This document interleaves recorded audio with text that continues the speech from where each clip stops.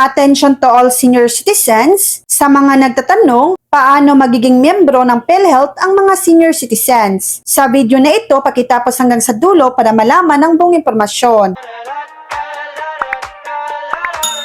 Bagaman mandatory na miyembro ng PhilHealth ang mga senior citizens, sinabi ni Akuba na kailangan pa rin nilang magparehistro upang matanggap ang mga benepisyo. Sinabi doon sa batas na automatic member ang mga senior citizens pero may isa lang kaming requirements. Dapat magpa-register sila para mabigyan namin sila ng member data record and PhilHealth card para kapag ma-hospitalize sila, tuloy-tuloy na ang pagbibigay ng PhilHealth benefit. Ito ay sabi ni Akuba. Maaaring pumunta sa Office for Senior Citizens Affairs or OSCA sa mga lokal na pamahalaan upang magparehistro. Kailangan lamang ng valid ID at mag-fill out ng 2 kopya ng PhilHealth Member Registration Form at ipasa ito. Matapos ito, hintayin ang mga member data record at PhilHealth Identification Card na ibibigay sa pamamagitan ng OSCA. Ayon kay Akuba, maaari ring magparehistro sa mga PhilHealth Local Health Insurance Office o sa PhilHealth Express na makikita sa mga mall. So yan lang po ang latest update.